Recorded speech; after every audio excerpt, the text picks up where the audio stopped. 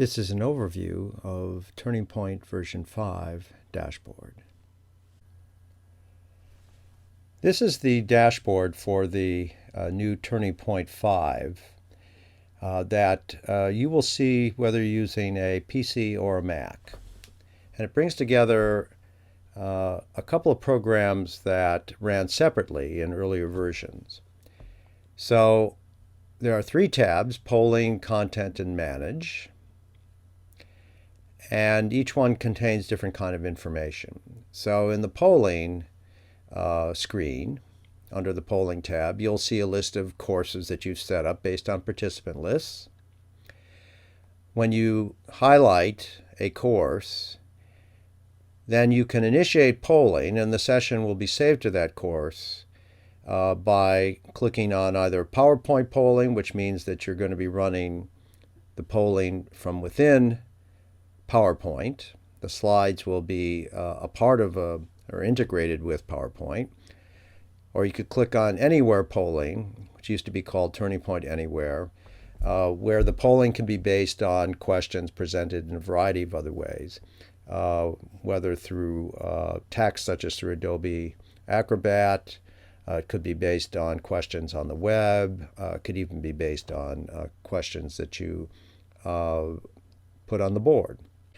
And then there's self-paced polling, which is a way of using clickers instead of bubble sheets to allow students to record answers in a self-paced polling or test kind of situation. You'll also find that at the top there is information that provides you the RF, a radio frequency channel for the receiver. In this case, mine is 41. You only see this if it's been plugged into a USB port. And if you happen to be using the ResponseWare, which is the virtual clicker mechanism, allows students to respond to polling using any web-enabled device, then you would click here to be able to activate that mechanism. If you click on Content, Content will take you to various mechanisms to set up questions that are based on the built-in text editor. When you save the questions are saved here, and then you open them up when you're ready to poll. And then Manage brings in the old Results Manager.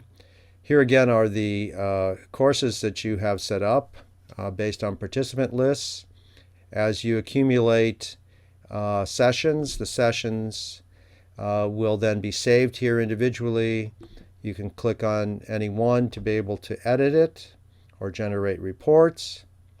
By the way, this is also a place where you can change the name of the session by clicking on the pencil icon. That opens up a window where you can change the name that was originally displayed. And then by highlighting the course name rather than an individual session, you'll see a list of the individual students. And if you click on Results Manager, then that will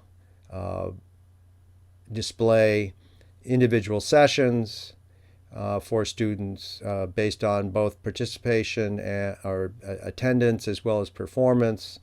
So there are two columns for each session that you've run, along with total points for performance and attendance.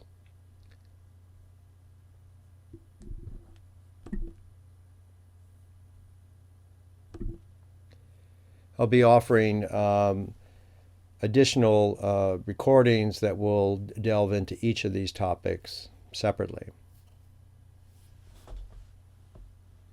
Finally, I should point out that in the bottom right-hand corner is preferences, where you can change various aspects or settings within the software or the connections. This is where you would specify the channel number of your receiver.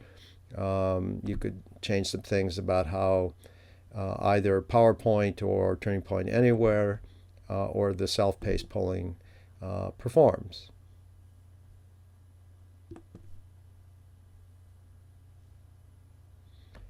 And that's the end of this overview of the TurningPoint 5 dashboard.